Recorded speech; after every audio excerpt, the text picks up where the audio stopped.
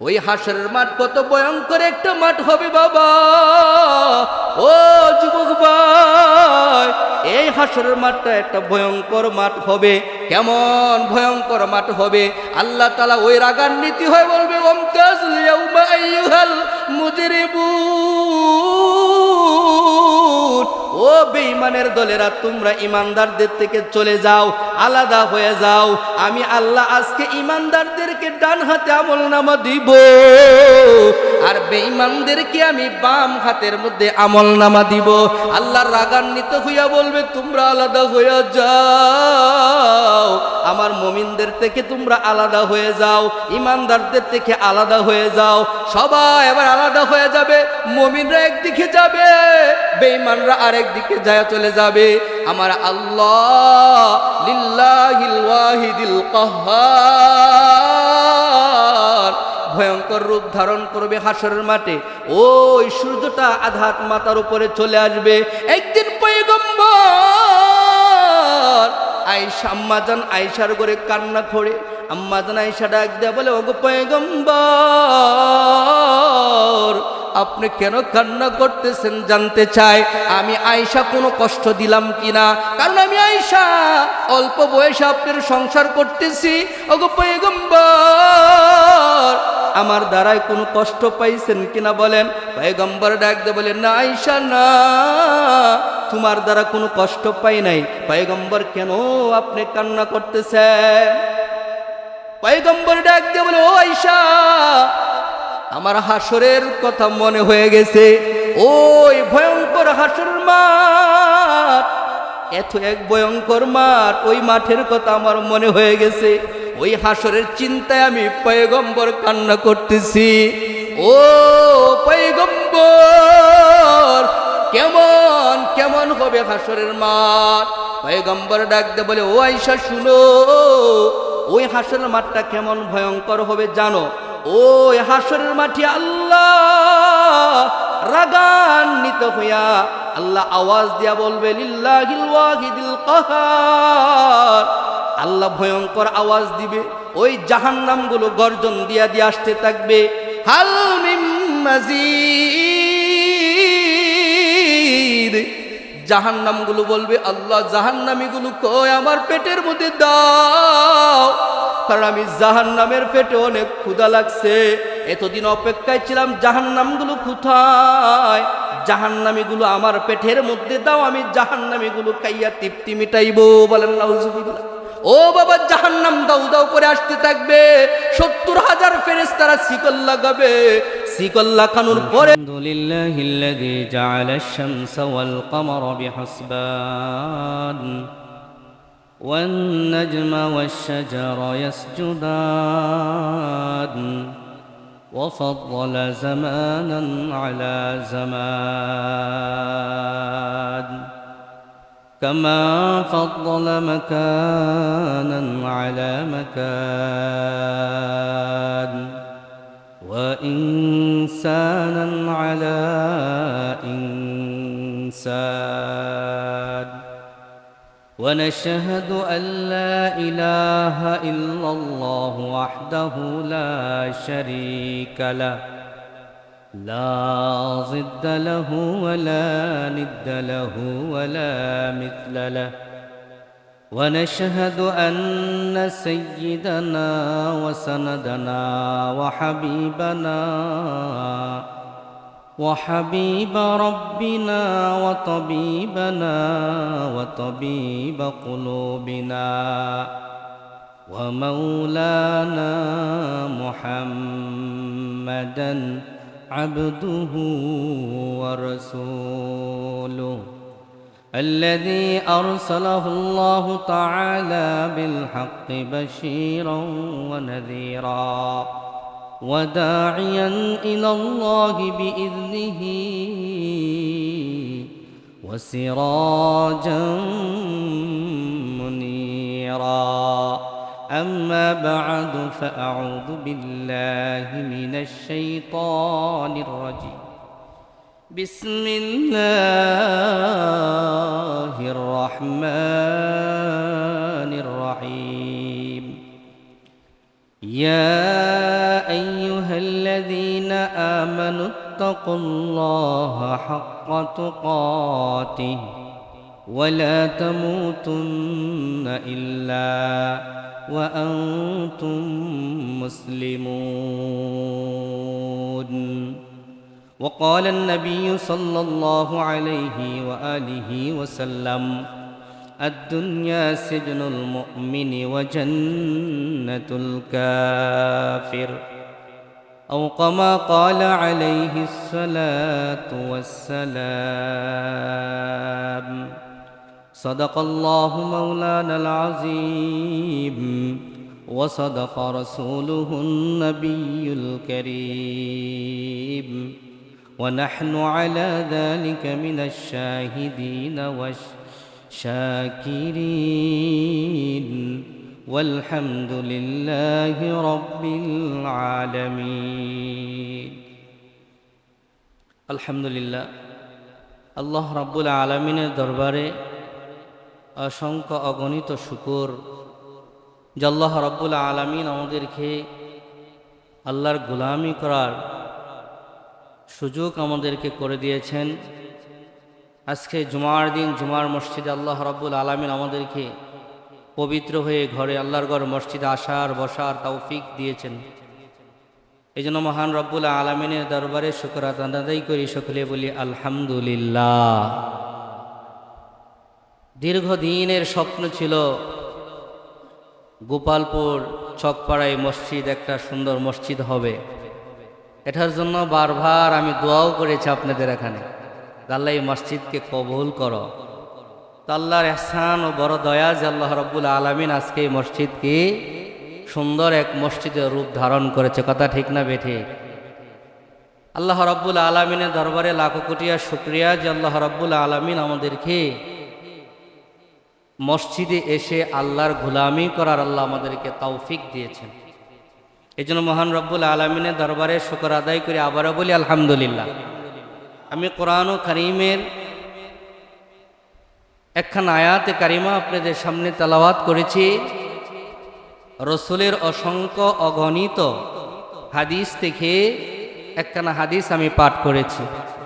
আয়াত ও হাদিসকে সামনে রেখে অল্প আমলে অল্প সময়ের ভিতরে আলোচনাগুলো শেষ করব ইনশাল্লাহ। আল্লাহ রাব্বুল আলামিন, আমি যে আয়াতে কারিমা তেলাওয়াত করেছি সেই আয়াতে আল্লাহ তাআলা বলেন, ইয়া আইয়ুহাল্লাযীনা আমানুত্তাকুল্লাহ হাক্কা তুকাতিহি ওয়া লা তামুতুন্না ইল্লা ওয়া আনতুম মুসলিমুন। আল্লাহ তাআলা দুনিয়ার ঈমানদারদেরকে ডাক দিয়েছেন। এখানে তাফসীরে কিতাবে এনেছেন আমানু শব্দের অর্থ আল্লাহ বন্ধু বুঝাইছে, ঈমানদারও বুঝাইছে, দুটোটাই বুঝাইছে। তে বিভিন্ন আয়াতে আল্লাহ তাআলা ইয়া আইয়ুহাল্লাযীনা আমানু বলেছেন, হে ঈমানদারেরা, হে আমার বন্ধুগণ, তোমরা আমাকে ভয় করো। হাক্কা তুকাতিহি, ভয় করার মতন করো। ওয়ালা তামুতুন্না ইল্লা ওয়া আনতুম মুসলিমুন, খবরদার মুসলমান না হয়ে কেউ কবরে এসো। এটা আল্লাহর ঘোষণা। এই হলো আয়াতের তরজমা। যে হাদিসখানা পাঠ করেছি, আল্লাহ রাসূল সাল্লাল্লাহু আলাইহি ওয়াসাল্লাম বলেন, ক্বালান নবী সাল্লাল্লাহু আলাইহি ওয়াসাল্লাম আদ-দুনিয়া সিজনুল মুমিনি ওয়া জান্নাতুল কাফির। আল্লাহ রাসূল সাল্লাল্লাহু আলাইহি ওয়াসাল্লাম বলেন, দুনিয়াটা মুমিনের জন্য হলো জেলখানা স্বরূপ। জেলখানা থেকে সুখ আছে, শান্তি আছে, মন চাইলে কি দৌড়াদৌড়ি করা যায়? না। যারা জেলখানায় গেছেন, আমি তো যাই নাই, কিন্তু যারা গেছে তারা বলছে জেলখানায় এক জায়গায় বসে থাকতে হয়, এক রুমে বসে থাকতে হয়, এভাবেই আপনাকে জীবনযাপন করতে হয়। জেলখানাটা হলো এখানে স্বাধীনতা নাই, মানে কষ্টের জায়গা। তো আল্লাহর রসুল বলেন দুনিয়াটা হলো মুমিনের জন্য কষ্টের জায়গা, আর কাফেরদের জন্য হলো এটা প্রশস্তখানা, বেহেশতখানা। এরা এই দুনিয়াতেই বেহেশত কামাই করলো, দুনিয়াতেই সুখ শান্তি আরাম আয়াস করলো, কিন্তু আল্লাহর আখিরাতে এরা জান্নাতে সুখ করতে পারবে। একমাত্র যারা দুনিয়াকে তুচ্ছ করে দূরে রাখবে আখিরাতের আশায়, তারাই এই দুনিয়া ত্যাগ করার পরে আল্লাহর, যখন আমরা আল্লাহর দিকে চলে যাব, যখন কবর জগতে আমরা চলে যাব, তো আল্লাহ তাআলা এখান থেকে আমাদের জন্য জান্নাতের সুসংবাদ দেয়া দিবে। বলেন সুবহানাল্লাহ। এই জন্য সম্মানিত হাজিরিন, আল্লাহ রাব্বুল আলামিন বিভিন্ন আয়াতে বলেছেন, ইয়া আইয়ুহাল্লাযীনা আমানুত্তাকুল্লাহ ওয়া কুনু মা'আস সাদিকিন। আল্লাহ তাআলা বিভিন্ন আয়াতের মধ্যে বলেছেন, ও ঈমানদারেরা, তোমরা আমি আল্লাহকে ভয় করো। কারণ দুনিয়াটা হইল এমন একটা জায়গা, দুনিয়াটা হইল একটা পরীক্ষার হল। এখানে আল্লাহ স্বাধীনতা দিয়ে দিছে আমাদেরকে। পরীক্ষার হলে ছাত্রদেরকে বাধা দেওয়া যাবে না। পরীক্ষার হলে ছাত্রদেরকে যা লিখবি লেখো, কোনো মানা করা হবে না। ভুল লেখলেও মানা করা হবে না, আবার যদি সঠিক লেখে তাও মানা করা হবে না। কথা বলেন ঠিক না বেটি? যা লেখার তুমি লিখতে থাকো, কারণ ফলাফলের সময় দেখা যাবে তুমি কি ভালো রেজাল্ট করেছো নাকি তুমি খারাপ রেজাল্ট করেছো। কারণ পরীক্ষার ফলাফল দেওয়ার সময় সেটা দেখা হবে তুমি পাস না ফেল। তদ্রূপভাবে আল্লাহ দুনিয়াটারে পরীক্ষার হল বানায়া দিছে। এই দুনিয়াতে স্বাধীনতা দিয়া দিছে। যে একদিনও আল্লাহকে আল্লাহ বলে স্বীকার করে নাই, যে আল্লাহকে আল্লাহ বলে ডাকে নাই, যে একদিনেও আল্লাহকে আল্লাহ আল্লাহ বলে ডাকে নাই, তারও আল্লাহ দুনিয়াতে খাবার দেয়। কথা ঠিক না বেঠে? আর যে সারাদিন আল্লাহ আল্লাহ বলে 5 ওয়াক্ত নামাজ পড়ে রুকু সেজদা করে সঠিকভাবে, হজ করে যাকাত দিল, সব আমল করলো, ওই আমলগুলো করার পরও বান্দারে আল্লাহ খাওয়ায়, যে আল্লাহ ডাকে না তারেও আল্লাহ দুনিয়াতে খাওয়ায়। কথা বলেন ঠিক না বেটি? একই দস্তরখানে আল্লাহ খাওয়াইতেছে। এই জমিন থেকে আল্লাহ বলে আমি দস্তরখান বানাইয়া দিলাম। এই দুনিয়াটা দস্তরখান বানাইয়া আল্লাহ তাআলা বুঝাইতেছে, ও দুনিয়ার মানুষ, আমি আল্লাহ এই দুনিয়াটার মধ্যে সবাইরে খাওয়ার অধিকার দিলাম, সবাইরে চলার অধিকার দিলাম। কেউ বলতে পারবে না আল্লাহ আমারে স্বাধীনতা দেয় নাই। আমি সবাইরই স্বাধীনতা দিলাম। আমি আল্লাহরে ডাকলেও তোমারে স্বাধীনতা দিব, না ডাকলেও তোমারে স্বাধীনতা দিব। কারণ দুনিয়াটা হইল পরীক্ষার হল। এই দুনিয়া ছাড়ার পর কবরে যখন আসবা তখন হিসাব নিকাশ শুরু হবে। কি ভালো কাজ করছো না মন্দ কাজ করছো বান্দা। যদি ভালো কাজ করে থাকো কবরে তোমার জন্য সুসংবাদ আছে, আর যদি মন্দ কাজ করিয়া কবরে আসো, ও বান্দা জানিয়া রাখো আমি আল্লাহর জাহান্নাম কিন্তু বড় ভয়ানক। কথা ঠিক না বেটি? ওই জাহান্নামের আগুন এত কঠিন। এই জাহান্নামের ভয়ের জন্যই আল্লাহ তাআলা বলে, ইয়া আইয়ুহাল্লাযীনা আমানুত্তাকুল্লাহ, তোমরা আমি আল্লাহকে ভয় করো। মানে আল্লাহর জাহান্নামকে ভয় করার জন্য আল্লাহ বলেছে। আল্লাহর জাহান্নামের ভয় অন্তরে ঢুকানোর জন্য আল্লাহ বলেছে। কারণ আল্লাহকে তো আমরা দেখি নাই। বলেন দেখছি? আল্লাহকে দেখি নাই, কোনোদিন দেখি নাই, কিন্তু আল্লাহর সিরাত সুরতও দেখি নাই। আল্লাহ বলে আমার দেখো নাই, আমার আযাব, আমার আযাব দেখো। দুনিয়ার জমিনে তো অনেক সময় আল্লাহ আযাব দেখায় দেয়। বলেন ঠিক না বেঠি? আযাব দেখায় দেয় কিনা? অনেক সময় কবর থেকে আগুন বের হয়ে আসে, আসে না? অনেকের কবর থেকে আগুন বের হয়ে আসে। অনেক ঘটনা আছে। অনেক সময় কবর থেকে ধোঁয়া বের হয়ে আসে। আবার অনেক সময় দেখা যায় কবর থেকে সুঘ্রাণ বের হয়ে আসে। বলেন আল্লাহু আকবার। এরকম আল্লাহর ওলিদের খবরের মধ্যে আমরা দেখেছি, ওই নানুপুর, ওই চট্টগ্রাম মেকল মাদ্রাসে আল্লাহর এক ওলি বুজুর্গ ইন্তেকাল করছে।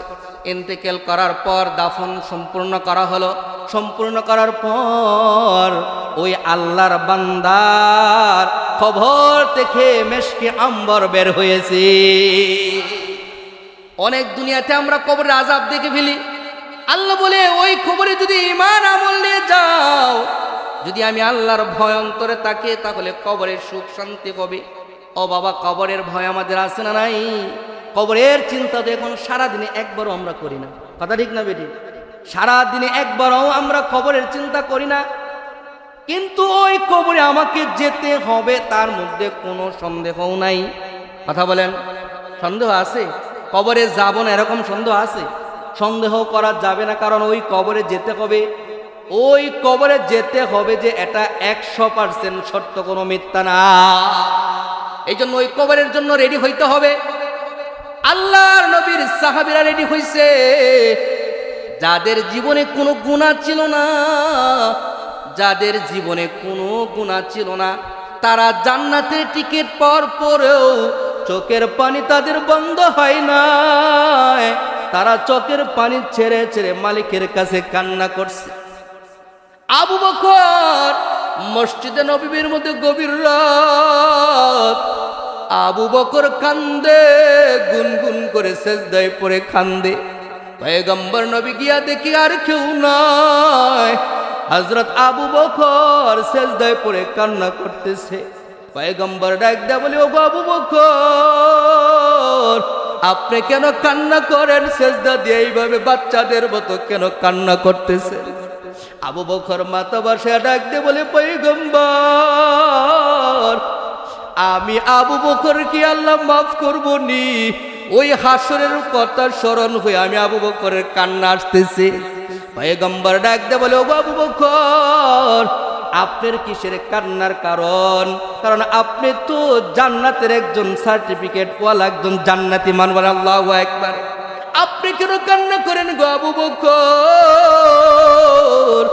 আপনার তো কান্না করার কারণ নাই, কারণ আল্লাহ তো আপনার জান্নাতের টিকিট দিয়া দিছে দুনিয়ার মধ্যেই। আবু বকর ডাক দিয়া বলে, গো পয়গম্বর, ওই হাসরের মাঠের কথা আমার মনে হয়। আপনি যে বলছেন ওই জান্নাতে ওই হাসরের মাঠে আল্লাহ ভয়ঙ্কর রূপ ধারণ করবে, আল্লাহ যে ওই মাঠের মধ্যে হাসরের মাঠে ভয়ঙ্কর রূপ ধারণ করবে, ওই দিন সবাই ইয়া নাফসি করবে, সমস্ত নবীরা পর্যন্ত ইয়া নাফসি করবে। আমি আবু বকরকে আল্লাহ যদি রাগান্বিত হইয়া বলে, আবু বকর, আমি আদর করে ভালোবেসে তোমার জান্নাতের টিকিট দিছিলাম, আমার জান্নাতের টিকিটটা দিয়া দাও, কারণ তোমার আমল আমার কাছে পছন্দ হয় নাই। ওই হাসরের মাঠে যদি আমার মালিক আমাকে এই কথা বলে, আমি আবু বকরের কি হবে গো পয়গম্বর? ওই চিন্তায় আমি আবু বকর রাত ঘুমাইতে পারি না। ও নবীর উম্মতের দল, একবার চিন্তা করছেন নি? ওই আবু বকরের মতো ব্যক্তি যদি কান্না করে, জান্নাতের টিকিট পাওয়ার পরেও হাসরের কথা চিন্তা করে কান্না করে, একবার বলেন না বাবা, আপনি আমার আমল নামায় কি নিয়ে কবরের দিকে রওনা হইলাম? ওই কবরে কি জবাব দেব? মালিকের কাছে কি নিয়ে দাঁড়াইব? ওই হাসরের মাঠ কত ভয়ঙ্কর একটা মাঠ হবে বাবা। ও যুবক ভাই, এই হাসরের মাঠটা একটা ভয়ঙ্কর মাঠ হবে। কেমন ভয়ঙ্কর মাঠ হবে? আল্লাহ তাআলা ওই রাগান্বিত হয়ে বলবে, ওমতাজুল ইয়াউমা আইয়ুহাল মুজরিমুন, ও বেঈমানের দলেরা, তোমরা ইমানদারদের থেকে চলে যাও, আলাদা হয়ে যাও। আমি আল্লাহ আজকে ইমানদারদেরকে ডান হাতে আমলনামা দিব, আর বেঈমানদেরকে আমি বাম হাতের মধ্যে আমলনামা দিব। আল্লাহ রাগান্বিত হইয়া বলবে, তোমরা আলাদা হয়ে যাও, আমার মুমিনদের থেকে তোমরা আলাদা হয়ে যাও, ইমানদারদের থেকে আলাদা হয়ে যাও। সবাই এবার আলাদা হয়ে যাবে। মুমিনরা একদিকে যাবে, বেঈমানরা আরেক দিকে যায় চলে যাবে। আমার আল্লাহ লিল্লাহিল ওয়াহিদিল কাহ্হার ভয়ঙ্কর রূপ ধারণ করবে হাসরের মাঠে। ওই সূর্যটা আধাত মাথার উপরে চলে আসবে। একদিন পয়গম্বর আয়েশা, আম্মাজান আয়েশার ঘরে কান্না করে, আম্মাজান আয়েশা ডাক দেয়া বলে, ওগো পয়গম্বর, আপনি কেন কান্না করতেছেন জানতে চাই? আমি আয়েশা কোনো কষ্ট দিলাম কিনা? কারণ আমি আয়েশা অল্প বয়সে আপনার সংসার করতেছি। ওগো পয়গম্বর, আমার দ্বারায় কোনো কষ্ট পাইছেন কিনা বলেন? পয়গম্বর ডাক দিয়ে বলেন, না আয়েশা না, তোমার দ্বারা কোনো কষ্ট পাই নাই। পয়গম্বর, কেন আপনি কান্না করতেছেন? পয়গম্বর ডাক দিয়ে বলে, ও আয়েশা, আমার হাসরের কথা মনে হয়ে গেছে। ওই ভয়ঙ্কর হাসরের মাঠ, এত এক ভয়ঙ্কর মাঠ, ওই মাঠের কথা আমার মনে হয়ে গেছে। ওই হাসরের চিন্তায় আমি পয়গম্বর কান্না করতেছি। ও পয়গম্বর, কেমন কেমন হবে হাসরের মাঠ? পয়গম্বর ডাক দে বলে, ও আয়েশা শুনো, ওই হাসরের মাঠটা কেমন ভয়ঙ্কর হবে জানো? ওই হাসরের মাঠে আল্লাহ রাগান্বিত হইয়া আল্লাহ আওয়াজ দিয়া বলবে, লিল্লাহিল ওয়াহিদিল কাহার। আল্লাহ ভয়ঙ্কর আওয়াজ দিবে, ওই জাহান্নামগুলো গর্জন দিয়া দিয়ে আসতে থাকবে, হাল মিন মাজিদ। জাহান্নামগুলো বলবে, আল্লাহ জাহান্নামীগুলো কই, আমার পেটের মধ্যে দাও, কারণ আমি জাহান্নামের পেটে অনেক ক্ষুধা লাগছে, এতদিন অপেক্ষায় ছিলাম জাহান্নামগুলো কোথায়, জাহান্নামীগুলো আমার পেটের মধ্যে দাও, আমি জাহান্নামীগুলো খাইয়া তৃপ্তি মিটাইবো। বলেন নাউজুবিল্লাহ। ও বাবা, জাহান্নাম দাউ দাউ করে আসতে থাকবে, 70,000 ফেরেশতারা শিকল লাগাবে, শিকল লাগানোর পরেও ধরে রাখতে পারবে না। ফেরেশতারা বলবে, আল্লাহ জাহান্নাম রে ফিরাও, জাহান্নামকে তো আমরা রাখতে পারতেছি না, 70,000 শিকল লাগাইয়াও রাখতে পারে না, দৌড়াইয়া সামনে যায়। আল্লাহ বলবে, না ওই পানিটা জাহান্নামের মধ্যে ছিটাইয়া দাও। ওই পানিটা জাহান্নামে ছিটাইয়া দিবে, জাহান্নাম দৌড়াইয়া পিছনের দিকে পালাইতে থাকবে। ফেরেশতারা ডাক দিয়া বলবে, আল্লাহ এমন কি পানি আপনি দিলেন, যেই পানি দেওয়ার পর জাহান্নাম পিছনের দিকে দৌড়াইয়া যায়, সামনে 70,000 ফেরেশতাও শিকল লাগায়ও রাখতে পারি না। আর চই কেমন কি পানি দিলেন, যেই পানি দেওয়ার পর জাহান্নাম পিছনের দিকে পালায়া যাইতেছে। এটা কি হাজে কাউসারের পানি, জমজমের পানি, আবে হায়াতের পানি? না না, আমার আল্লাহ ডাক দিয়ে বলবে, না না ফেরেশতারা, না এটা জমজমের পানিও না, এটা আবে হায়াতের পানিও না, এটা কাউসারের পানিও না, এটা হলো আমার নবী, আখির নবী গুনাহগার উম্মতের চোখের পানি। এই যে কান্না করছিল, ওই পানিটা আমি রাখছি, ওই পানি জাহান্নামে ছিটায় দাও, জাহান্নাম সামনের দিকে আসতে পারবে না। ও নবীর উম্মতের দল, এই চোখের পানির অনেক দাম, এই চোখের পানির অনেক মূল্য, যদি দুনিয়াতে বুঝে আসে না, কিন্তু কবরে যাওয়ার পর হাসরের মাঠে বুঝে আসবে। এই জন্য ওই জাহান্নামের চিন্তা কি অন্তরে নাই, ওই জাহান্নামে আগুনের জ্বলবার চিন্তা কি অন্তরের মধ্যে নাই? আর নবীর উম্মতের দল, পয়গম্বর নবী বলে, ওই হাসরের মাঠের কথা চিন্তা করো, ভয়ঙ্কর হাসরের মাঠ। আধাত মাথার উপরে সূর্য চলে আসবে, আধাত উপরে সূর্যটা চলে আসবে, মাথার মগজটা বাথের উতাল দিতে থাকবে, ঠকবক করে গলতে থাকবে, তাই শুধু শেষ জমিনটা তামা হয়ে যাবে। সমস্ত মানুষ হাসরের মাঠে দৌড়তে থাকবে, নবীরাও পর্যন্ত ইয়া নাফসি ইয়া নাফসি কইয়া ধরতে থাকবে। আম্মা জান আয়েশা বলে, ও পয়গম্বর নবী, ওই সময় আপনি কি করবেন? পয়গম্বর নবী ডাক দিয়ে বলে, ও আয়েশা, ওই সময়ের মধ্যে আমি মাওলার আরশের নিচে আমি সেজদা দিয়ে আমার উম্মতের জন্য কান্না করব। ও পয়গম্বর, আপনি কান্না করবেন আপনার উম্মতের জন্য। তখন আমার আল্লাহ বলবে, ও পয়গম্বর আর কানবেন না, মাথা বাসন। আল্লাহু আকবার বলেন। এমন নবী পাইলাম, হাসরের মাঠে সব নবীরা বলবে, ইয়া নাফসি ইয়া নাফসি। আপনি আমার নবী বলবে, ইয়া হাবলি উম্মতি, আমার উম্মতকে বাঁচাও। আল্লাহ ডাক দিয়ে বলবে, মাথা বাসান। ও পয়গম্বর, আপনি মাথা বাসান, আপনি আমার বন্ধু, আপনি মাথা বাসান, বাসাইয়া আপনার উম্মতগুলো দেইকা দেইকা বাছাই করে আপনি জান্নাতের মধ্যে ঢুকাইয়া দেন। আম্মা জান আয়েশা জিজ্ঞেস করে, পয়গম্বর, আপনার উম্মতগুলো এত এত মানুষের মধ্যে, এত লক্ষ লক্ষ কোটি কোটি মানুষের ভিতরে আপনার উম্মতগুলোরে আপনি কেমনে চিনবেন? পয়গম্বর নবী বলে, ও আয়েশা শুনো, যেই উম্মতগুলো আমার 5 ওয়াক্ত নামাজের ওযু বানাইয়া মসজিদের নামাজ আদায় করছে, ওই চেহারার মধ্যে নূর চমকাইতে থাকবে, আর আমি চিনিয়া চিনিয়া পয়গম্বর আমার উম্মতগুলোর জান্নাতের মধ্যে ঢুকাইয়া দিব। ও নবীর উম্মতের দল, এই জন্য জাহান্নামের ভয় অন্তরে ঢুকায়া দাও। ও যুবক ভাই, আল্লাহর রঙে রঙান্বিত হয়ে যাও, কাটি মুসলমান হয়ে কবরে রওনা হয়ে যাও। বর্তমানের সময়ে কি বলবো যুবক ভাই, তোমরা আল্লাহর দিকে তোমরা নাই, আমরা তখন আল্লাহর দিকে নাই, আল্লাহর রঙে রঙিন না। কথা ঠিক না বেঠিক? বিধর্মীদের রঙে রঙিন হয়ে গেছি। কথা বলেন ঠিক না বেঠিক? বর্তমানে আমাদের ছেলেদের পোশাক হয় আর্জেন্টিনা ব্রাজিলের। কথা ঠিক না? আমাদের সন্তানদের পোশাক হয় আর্জেন্টিনা ব্রাজিলের। আমি ফেসবুকে দেখছি ছোট ছোট বাচ্চাদেরকেও বাবা আর্জেন্টিনার পোশাক পরাইয়া দিছে। এই সন্তানদেরকে বিধর্মীর পোশাক কেন পরাইলেন? এই সন্তানে একদিন জাহান্নামের কারণ হবে। আপনার কথা বলেন ঠিক না বেঠিক? এই সন্তান আপনার হাতে ধরে জাহান্নামে নেবে, বলবে আল্লাহ আমার বাবা আমার দিন শিক্ষা দেয় নাই, আমার বাবা আমাকে বিধর্মীদের কাপড় পরিধান করায়া দিয়েছিল, আমার যদি জাহান্নামে যেতে হয় আগে আমার বাবারে জাহান্নামের মধ্যে দাও। বলেন নাউজুবিল্লাহ। এই জন্য বাবা, ও যুবক ভাই, অনেকে আর্জেন্টিনা নিয়ে লাফাইতেছো, অনেকে ব্রাজিল নিয়ে লাফাইতেছো।